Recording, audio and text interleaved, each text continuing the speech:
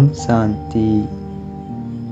நான் ஓர் சர்வசக்திவான் ஆத்மா.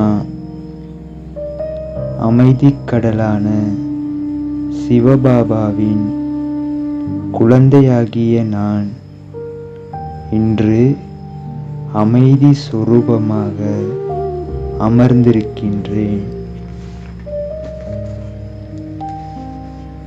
நான் இந்த பௌதீக உடல் உணர்விலிருந்து விடுபட்டு சாதகமான எண்ணங்களுடன் இவ்வுலகில் அதிமேன்மையான யாத்திரை ஸ்தலமான உண்மையான அமைதி சந்தோஷம் நிறைந்துள்ள மதுபனுக்கு செல்கின்றேன். அங்கே பாண்டவ பவனுக்குள் போகும் பொழுது தன்னை அறியாமலே எனது மனதில் உள்ள கசப்புத்தன்மைகள் எல்லாம் நீங்கி எனது ஸ்திதி மிக லேசாகுவதை உணர்கின்றேன். பாண்டவ பவனில் உள்ள வரலாற்று மண்டபத்திற்குள் செல்கின்றேன். அப்பொழுது மம்மா குழந்தைகளுக்கு முரளி கடைதலை நடத்தி கொண்டு இருக்கின்றார். நான் மெதுவாக அவருக்கு முன்னால் போய் அமர்கின்றேன். அப்போது அவரது காந்தம் போன்ற கண்களால் திருஷ்டி கொடுத்து என்னை வரவேற்கின்றார். பின் மம்மா குழந்தைகளிடம், உங்களிடம் ஏதாவது கேள்வி இருந்தால் கேளுங்கள் என்று கேட்கின்றார். நான் மம்மாவிடம், மம்மா, உங்களின் சம்ஸ்காரத்தினை எளிதாகவும் கூடிய சீக்கிரமும் மாற்றியதற்கான காரணம் என்ன என கேட்டேன். அதற்கு மம்மா பதில் கூறுகின்றார், குழந்தாய், சிவபாபா அறிவுரையின் வள்ளல், சத்குரு. எனவே அவரிடமிருந்து கிடைத்த அறிவுரைகளை நான் எனது வாழ்வில் தாரணை செய்கின்றேன்.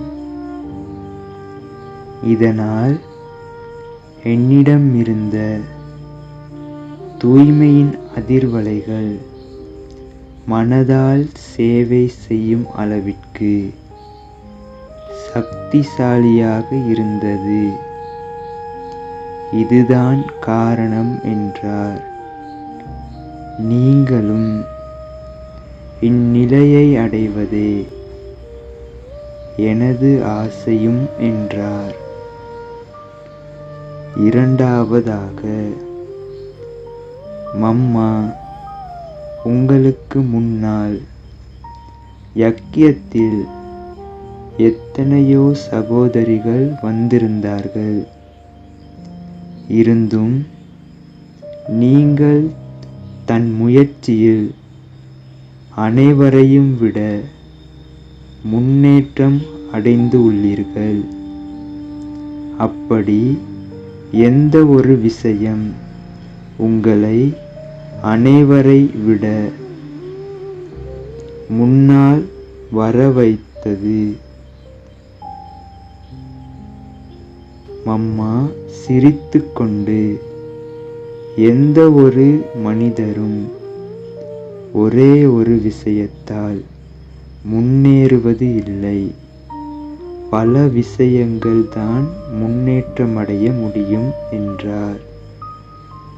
அதற்கு நான் கூறினேன், இல்லை, நான் ஒரு விஷயத்தை மட்டுமே தெரிந்து கொள்ள விரும்புகின்றேன் என்று. அதற்கு மன்மா கூறுகின்றார், நான் நினைக்கின்றேன், என்னுள் இருக்கும் உறுதித்தன்மையாக இருக்கலாம்.